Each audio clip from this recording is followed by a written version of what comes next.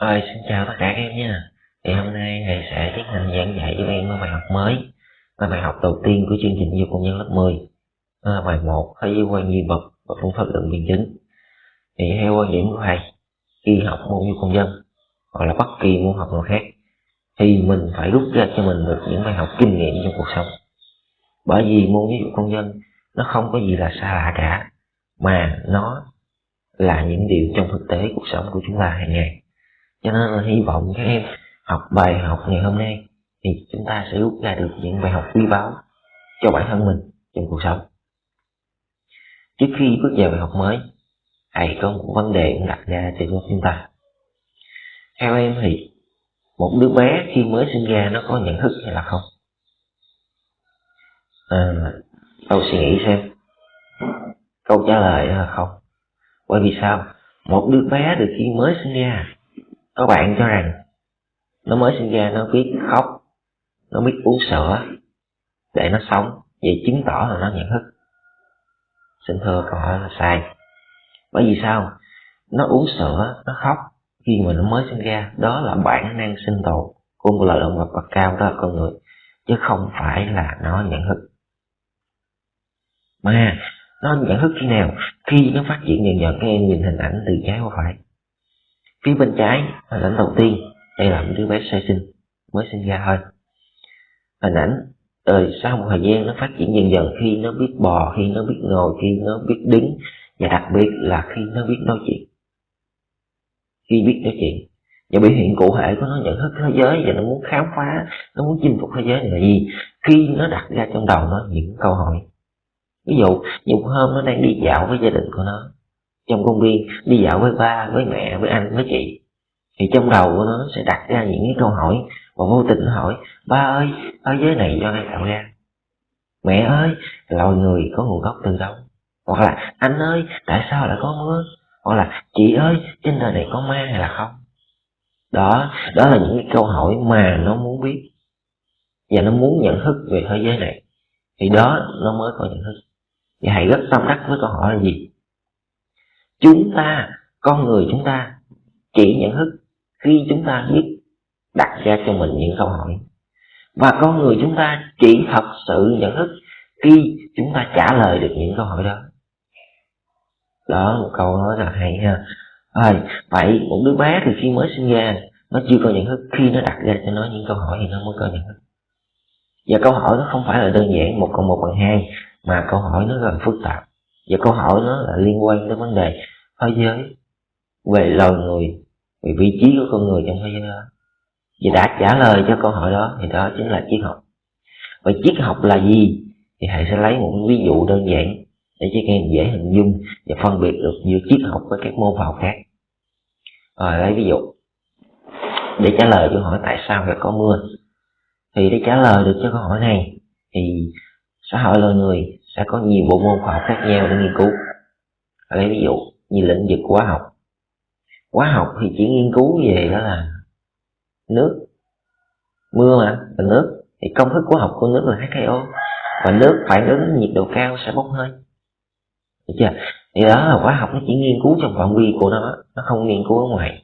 Trong phạm vi là giới hạn trong phạm vi của hóa học, H2O, nước bốc hơi. Hoặc là nghiên cứu vấn đề này có môn vật lý. Vật lý chỉ nghiên cứu về gì? Vật lý nghiên cứu về nhiệt độ, sự ngưng tụ, sự áp suất của không khí, sự áp suất cao của không khí. Và vật lý chỉ nghiên cứu trong phạm vi này, nó không nghiên cứu ngoài phạm vi của vật lý. Bởi vì đối tượng nghiên cứu của vật lý nó chỉ có như đó. Nhưng triết học lại khác. Triết học nghiên cứu để trả lời cho câu hỏi tại sao lại có mưa, thì cái đối tượng nghiên cứu triết học có khác. Nó không giống như là hóa học và vật lý và các môn học khác, mà triết học nghiên cứu những cái quy luật chung nhất, phổ biến nhất về vấn đề này. Và triết học trả lời câu hỏi tại sao lại có mưa rất đơn giản. Đó là do nước bốc hơi và ngưng tụ tạo thành mưa, mưa tạo thành nước, nước lại bốc hơi ngưng tụ tạo thành mưa. Đây là một cái quy trình khép kín. Và các em thấy đây phải là quy luật hay là không? Đây là quy luật trong tự nhiên. Đây là quy luật chung nhất, phổ biến nhất. Thì đó chính là triết học nghiên cứu. Và ở đây mình phải rút ra được một khái niệm về triết học là gì? Triết học là hệ thống các quan điểm lý luận chung nhất về thế giới và vị trí của con người trong thế giới đó. Ở đây những từ này tô đỏ và gạch chân nè, đây là những từ quan trọng trong khái niệm triết học. Hay các em chỉ cần nhớ là gì? Triết học nó nghiên cứu những vấn đề chung nhất về cái gì? Về thế giới và vị trí của con người trong thế giới đó. Chứ nó không nghiên cứu những cái riêng rẽ giống như là hóa học, vật lý, sinh học, địa lý, lịch sử, ngữ văn gì hết. Nó nghiên cứu những vấn đề chung nhất, phổ biến nhất của thế giới.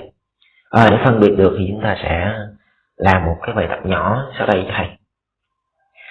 Ví dụ nào thuộc kiến thức khoa học cụ thể và ví dụ nào thuộc kiến thức khoa học triết học. Ở đây thầy có hai bạn ha, và một bên là có 4 nhận định. Em coi nhận định nào thuộc khoa học kiến thức khoa học cụ thể, lĩnh vực nào, nhận định nào là thuộc kiến thức triết học. Nhận định thứ nhất, axit tác dụng như bazơ cho ra muối và nước. Thì các em thấy nè, axit tác dụng như bazơ cho ra muối và nước. Thì đây có phải là quy luật chung chưa? Chưa, mà đây là kiến thức cơ bản, kiến thức của môn nào? Môn hóa học. Thì đó là lĩnh vực hóa học nghiên cứu. Và hóa học chỉ nghiên cứu thì cái này thôi, nó không nghiên cứu ngoài phạm vi này. Nhận định thứ hai, mỗi sự vật đều có lực nhân quả. Mỗi sự vật đều có lực nhân quả. Cái này là quy luật chung chưa? Đây chính là quy luật chung nhất của thế giới, luật nhân quả. Cho nên đó là triết học. Nhận định thứ ba, ngày 3 tháng 2 năm 1930 là ngày thành lập Đoàn Thanh niên Cộng sản Việt Nam. Vậy ở đây ngày 3 tháng 2, ngày 3 tháng 2 năm 1930 là ngày thành lập Đảng Cộng sản Việt Nam. Vậy ngày 3 tháng 2 này có phải là quy luật chung không? Không, đây là một kiến thức gì? Kiến thức lịch sử. Được chưa? Nhận định thứ tư, ở đâu có áp bức thì ở đó có đôi chân. Cái này có phải là quy luật chung chưa? Thì đây chính là quy luật chung của thế giới và vị trí của người trong thế giới đó. Ở đâu có áp bức thì ở đó có đôi chân. Cho nên ở đây là khoa học, triết học. Được chưa? Thì đó là khái niệm về triết học và phân biệt với các môn học khác để chúng ta phân biệt dễ hình dung. Thì vậy triết học nó có vai trò như thế nào đối với con người trong cuộc sống? Có vai trò như thế nào đối với nhận thức và hành động của con người trong cuộc sống? Để biết được chúng ta cùng tìm hiểu nội dung A nhỏ, vai trò về thế giới quan và phương pháp luận của triết học. Thì ở đây cái phần A nhỏ này nó đã có câu trả lời trong đó rồi. Triết học nó có vai trò là gì? Nó vừa là thế giới quan, nó vừa là phương pháp luận cho mọi hoạt động nhận thức và hoạt động thực tiễn của con người trong cuộc sống. Ví dụ, trước tiên chúng ta cần phải hiểu thế giới quan là gì và phương pháp luận là gì.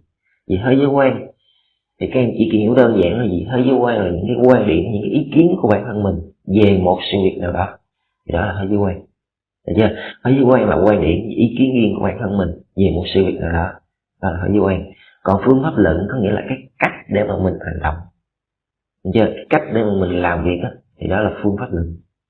Rồi, vậy triết học có vai trò là thế giới quan và phương pháp luận trong hoạt động thực tiễn và nhận thức là như thế nào? Ở đây ví dụ nè, em thấy đây là cái áo, đúng không? Ở đây ví dụ, bây giờ thầy và một bạn học sinh nữa đi vào shop quần áo để mua quần áo. Ví dụ như thầy đi, thầy thấy cái áo này, cũng là cái áo này nha, thầy thấy cái áo này thì cho rằng nó đẹp, nó phù hợp đó với thầy. Nhưng cái bạn học sinh á, thì nhìn vào cái áo này cũng là cái áo đó thôi, nhưng mà cái bạn đó nói cho là nó không phù hợp, nó không đẹp, nó không thích hợp với thầy. Vậy điều này chứng tỏ là gì? Cùng một sự việc nhưng mà có nhiều cách nhận thức khác nhau, có nhiều quan điểm khác nhau. Vậy có nghĩa là gì? Cùng một sự việc nhưng mà thế giới quan khác nhau. Thế giới quan của mỗi người là khác nhau, không ai giống ai cả. Cho nên ở đây mình rút ra được bài học trong cuộc sống là gì? Đừng nên cố gắng ép buộc người khác phải suy nghĩ giống mình. Được chưa? Đừng nên cố gắng ép buộc người khác phải suy nghĩ giống mình. Bởi vì thế giới quan mỗi người, quan điểm, nhận thức của mỗi người là khác nhau. Rồi, thế giới quan dẫn đến phương pháp luận là gì? Ví dụ, khi đi vào cái shop quần áo, thầy thấy cái áo này đẹp, phù hợp với thầy, thì dẫn đến hành động nè, cái cách để hành động nè là phương pháp luận nè. Thì hành động của thầy thích quá thì thầy sẽ mua, thầy mua về thầy mặc, thì đó là hành động. Từ nhận thức dẫn đến hành động. Rồi, các bạn học sinh thì cho rằng là cái áo này nó không đẹp, nó không thích hợp, nó không phù hợp với thầy, hoặc là không phù hợp với bạn đó. Thì hành động dẫn đến hành động là gì? Bạn nó không mua, bạn nó bỏ đi ra về, mà nó không mua. Được chưa? Điều đó chứng tỏ là gì? Thế giới quan khác nhau dẫn đến hành động khác nhau. Thế giới quan đúng dẫn đến hành động đúng, thế giới quan sai dẫn đến hành động sai. Cho nên ở đây có một câu nói mà có thể là các em đã nghe rồi, câu nói rất là tâm đắc. Hãy cẩn thận với suy nghĩ trong đầu mình. Hãy cẩn thận với suy nghĩ, vì suy nghĩ dẫn đến lời nói. Hãy cẩn thận với lời nói, vì lời nói dẫn đến hành động. Hãy cẩn thận với hành động dẫn đến thói quen. Hãy cẩn thận với thói quen, vì thói quen hình thành nên nhân cách của mình. Cho nên ở đây là gì? Mình làm sao để có thói quen đúng đắn, có nhận thức đúng đắn, thì sẽ dẫn đến hành động đúng đắn và trở thành một người tốt trong xã hội, trở thành một công dân tốt trong xã hội. Vậy mà cách nào để nhận thức được, để có được thói quen đúng đắn? Thì để biết được, để hiểu được, chúng ta cùng tìm hiểu trong nội dung tiếp theo của bạn. Mình phải biết được thói quen là gì. Thì thói quen này thì mình đã chia sẻ và mình đã giảng giải rất là kỹ rồi. Thì thói quen là toàn bộ những cái quan điểm và niềm tin định hướng hoạt động của con người trong cuộc sống. Quan điểm, niềm tin là những từ quan trọng thì tôi đang vạch chân nè. Định hướng hoạt động của người trong cuộc sống. Và các em biết là thói quen này theo từng giai đoạn khác nhau nó sẽ có những thói quen khác nhau, nó thay đổi chứ nó không cố định như vậy. Ở đây ví dụ, các em biết là cái hiện tượng trời mưa sấm sét làm chết người. Đây ai cũng biết đúng không? Nhưng mà các em thấy nè, thời kỳ xã hội công xã hội thị, thời kỳ ngày xưa á, xã hội mà chưa phát triển á, thì cái quan điểm của con người về cái sự vật hiện tượng là trời mưa sấm sét làm chết người như thế nào? Người ta cho rằng cái đó là do thần linh thượng đế tạo ra, do ông trời tạo ra để trừng phạt cái người đó. Được chưa? Cho nên là quan điểm của con người về thế giới, về cái sự vật hiện tượng là trời mưa sấm sét làm chết người lúc đó nó khác. Và người ta tin rằng đó là do ông trời, do lực lượng siêu nhiên tạo ra. Và từ đó định hướng con người hoạt động trong cuộc sống là gì? Khi gặp trời mưa, con người lọc đèn làm phép cầu xin van xin là đừng trừng phạt người ta nữa, đừng trừng phạt họ nữa. Thì đó là thói quen, là quan điểm và là niềm tin và định hướng hoạt động của người trong cuộc sống. Nhưng ngày nay, thói quen ngày nay cũng là sự việc đó, cũng là hiện tượng trời mưa sấm sét làm chết người. Nhưng mà quan điểm nó đã khác chứ. Quan điểm đã khác. Bởi vì sao? Quan điểm bây giờ người ta đã biết là gì? Sự việc hiện tượng đó là do sự cọ sát giữa các đám mây có điện tích cháy dấu, dẫn đến nguồn điện dương tác động đến nguồn điện âm với lòng đất. Ai đứng gần ở khu đó thì sẽ bị nhiễm điện và chết. Bây giờ quan điểm về thói quen về cái đó là nó đã khác. Nhưng người ta tin rằng, và người ta tin rằng cái đó là đúng. Và định hướng hoạt động của con người thì khi gặp trời mưa là người ta đi vô nhà, người ta trú mưa, và người ta xây dựng những cái cột khu lôi để tránh hiện tượng sấm sét xảy ra. Được chưa? Cho nên là thói quen mỗi thời kỳ là khác nhau, và định hướng của con người và là niềm tin định hướng của người trong hoạt động trong cuộc sống. Rồi đó là thói quen. Vậy thói quen theo triết học thói quen hiện có hai loại thói quen, đó là thói quen duy vật và thói quen duy tâm. Thì triết học ở đây ấy, là ở lúc đầu thầy đã nói rồi, triết học để trả lời cho những câu hỏi khó trong thực tế cuộc sống. Và vấn đề cơ bản triết học là mối quan hệ giữa vật chất vị thức.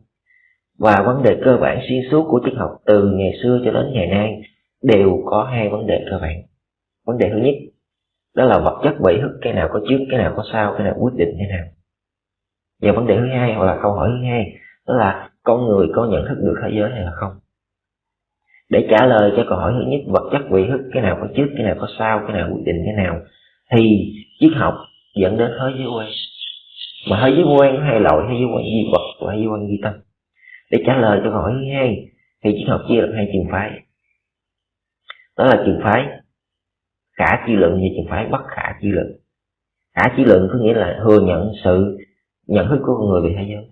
Bất khả chi luận có nghĩa là không thừa nhận sự nhận thức của con người về thế giới. Có nghĩa là con người không thể nhận thức thế giới. Và cái phần này thì mình không tìm hiểu sâu, mà trong nội dung bài học hôm nay mình chỉ tìm hiểu về phần thế giới quan. Có hai loại là thế giới quan duy vật và thế giới quan duy tâm. Vậy thế giới quan nào là duy vật, thế giới quan nào là duy tâm? Vậy thế giới quan nào là đúng đắn? Để biết được chúng ta cùng tìm hiểu nội dung tiếp theo.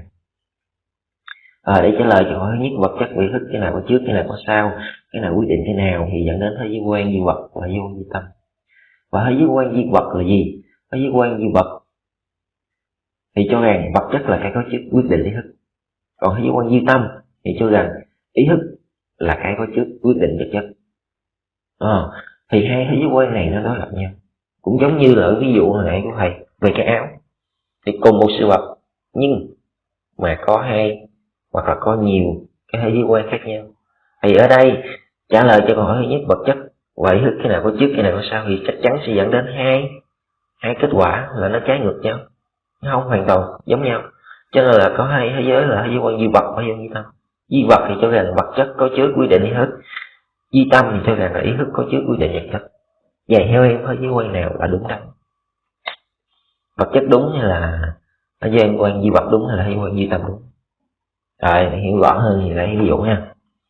Rồi các em thấy nè, hình ảnh đây là hình ảnh gì? Mỗi căn nhà rất đẹp, đúng không? Căn nhà này rất là đẹp, điều mơ ước của rất là nhiều người. Vậy theo em cái căn nhà này là vật chất hay là ý thức? Chắc chắn nhìn vô mình biết là cái căn nhà này là vật chất, đúng không? Nhưng câu hỏi là gì? Bây giờ theo em nghĩ căn nhà này nó là vật chất, nhưng mà vật chất này là do ý thức con người tạo nên hay là do vật chất tạo nên? Thì quá đơn giản rồi, các bạn nói cho rằng ở căn nhà này là do vật chất quyết định, bởi vì nó được xây dựng từ cát đá xi măng gạch ngói sắt thép gì đó vân vân, mà mấy cái nguyên vật liệu đó chính là vật chất. Thì cái căn nhà này do vật chất quyết định, vật chất tạo nên, đúng không? Đó là theo quan điểm duy vật. Nhưng các bạn cho rằng căn nhà này là do ý thức tạo nên. Trước khi xây dựng căn nhà này, người kỹ sư đã suy nghĩ trong đầu của mình, đã tưởng tượng trong đầu của mình, hình dung ra cái bản vẽ để vẽ lên bản vẽ để xây dựng căn nhà. Vậy cái căn nhà này là do ý thức quyết định chứ không phải là do vật chất quyết định. Vậy theo em quan điểm này đúng hay sai? Quan điểm hay do quan duy tâm là sai. Để chứng minh cho nó sai, thầy sẽ lấy ví dụ. Theo em cái căn nhà này từ đâu mà có? Bây giờ mà nói cách khác là gì? Theo em cái quan điểm, cái tư tưởng, cái suy nghĩ của người kỹ sư để vẽ ra cái bản thiết kế từ đâu mà có? Lấy ví dụ, ngày xưa xã hội loài người trải qua năm hình thái, năm hình thái kinh tế xã hội, và hình thái kinh tế đầu tiên là xã hội cộng xã nguyên thủy. Lúc đó là mình thời kỳ là gì? Ăn lông ở lỗ, ở trong những hang động núi đá và săn bắt hái lượm là chính, chứ không có ở trong những căn nhà đâu, ở trong hang động núi đá. Lúc đó chưa có nhà, và ở trong hang động núi đá để trú mưa trú nắng. Đó cũng như là cái căn nhà của mình thôi. Nhưng đến một giới hạn nào đó, khi săn bắt hay lượm thức ăn dẫn đến cạn kiệt thì phải đi săn bắt hay lượm, đi xa hơn để kiếm thức ăn. Mà các em biết đi xa thì cách xa cái hang động, đúng chưa? Và bỗng nhiên trời mưa, mà trời mưa bây giờ tính của mình là phải chạy vô hang động để trú mưa. Mà bây giờ ở quá xa đi, bây giờ làm sao chạy về cái hang động đó để trú mưa? Mà cái hang động nó đâu phải di động được. Cho nên từ cái thực tiễn khách quan đó, từ trong đời sống thực tiễn khách quan, dẫn đến con người lúc đó phải suy nghĩ rằng nhận thức được là rằng mình phải xây dựng một cái gì đó giống như cái hang động, để khi trời mưa mình có thể đi vào đó, mình ở đó mình trú mưa. Từ đó căn nhà đầu tiên ra đời. Và căn nhà đầu tiên ra đời là gì? Làm từ những cái lá cây, những cái bụi cây thôi. Thì đó là tư tưởng là gì? Về cái căn nhà đầu tiên đã có, và nó bắt nguồn từ đâu? Từ trong thực tiễn đời sống khách quan, bắt đầu từ cái hang động núi đá. Và hang động núi đá là vật chất hay ý thức? Là vật chất, được chưa? Cho nên là vật chất quyết định ý thức, chứ ý thức không thể nào quyết định vật chất. Đó là quan điểm đúng. Hay là lấy ví dụ cụ thể giống như là thời kỳ ngày nay, dịch bệnh Covid-19. Các em biết là gì? Bây giờ thời kỳ dịch bệnh Covid-19, nếu như ý thức quyết định vật chất, có nghĩa là mình biết trước được sẽ có đại dịch xảy ra, sẽ có cái con Covid-19 nó xảy ra, con virus SARS-CoV-2. Nếu như mình biết trước được, vì mình đã ngăn cản rồi, để đại dịch nó bùng phát nghiêm trọng như vậy trên toàn thế giới như vậy, đúng không? Vậy có nghĩa là gì? Ý thức không thể quyết định vật chất, mà vật chất mới quyết định được ý thức, được chưa? Hay là trả lời cho một câu hỏi là loài người bắt nguồn từ đâu, thì cũng có hai cái quan điểm là gì? Loài người bắt nguồn từ loài vượn, từ đi khom, đứng khom cho đến đứng thẳng và đi thẳng. Hoặc là có người cho rằng là loài người bắt nguồn từ do thần linh, thượng đế tạo ra, do Chúa tạo ra trong một 7 ngày vậy đó. Ngày thứ nhất tạo ra trái đất, là ngày thứ hai tạo ra cây cỏ muôn loài, ngày thứ ba tạo ra cái gì đó, và ngày cuối cùng là tạo ra con người. Và ngày chủ nhật, ngày thứ bảy, ngày chủ nhật gì đó, Chúa mệt quá Chúa nghỉ, cho nên là bây giờ mình có ngày chủ nhật gì đó. đúng không? Cho nên là gì, theo đó là có hai quan điểm trả lời câu hỏi là người bắt nguồn từ đâu. Vậy theo em, ở đây quan điểm nào là duy vật, quan điểm nào là duy tâm? Chắc chắn quan điểm là người có nguồn gốc từ loài phượng là duy vật. Quan điểm duy tâm là do là thần linh thượng đế, do Chúa tạo ra là duy tâm, là ý thức quyết định vật chất, được chưa? Cho nên là thế giới quan người ta đã chứng minh rồi, thế giới quan duy vật mới là đúng đắn, thế giới quan duy tâm là sai.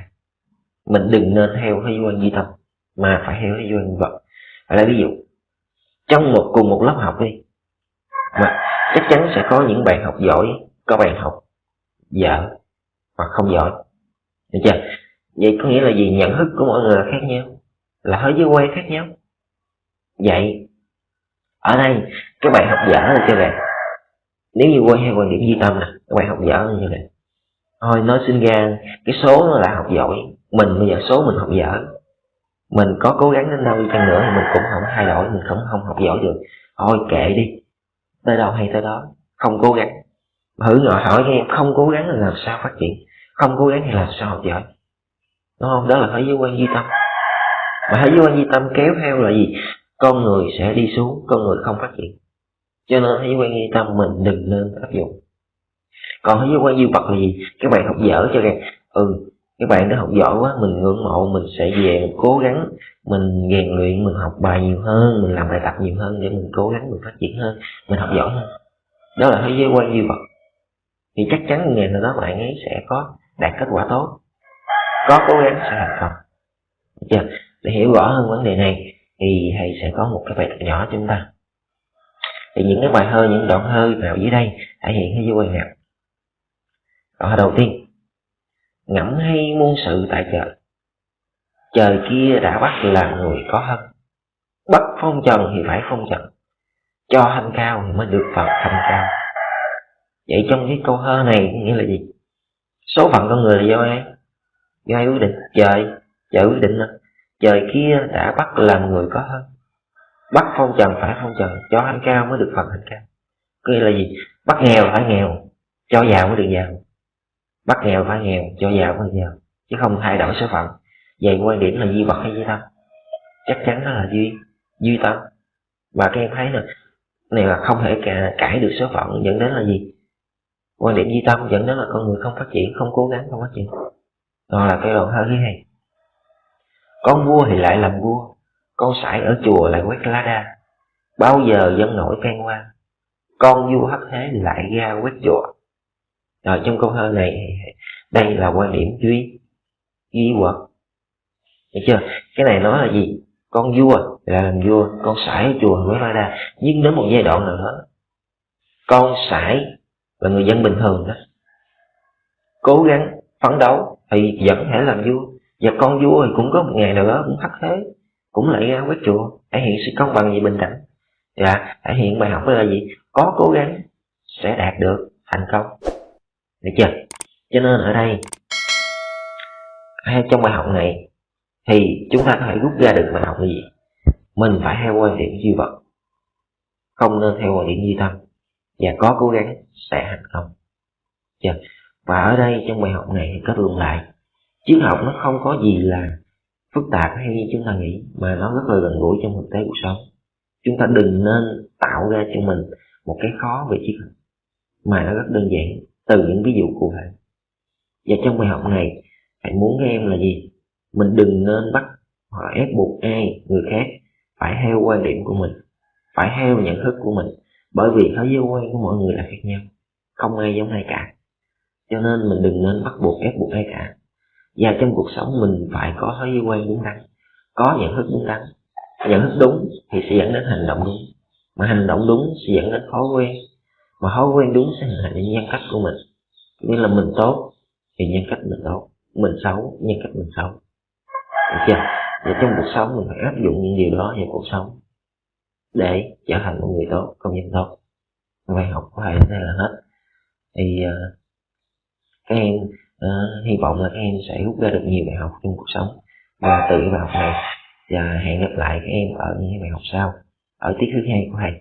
Và nếu như thấy video hay và bài giảng hay ý nghĩa thì các em hãy để lại một like và bấm đăng ký kênh giúp thầy nha.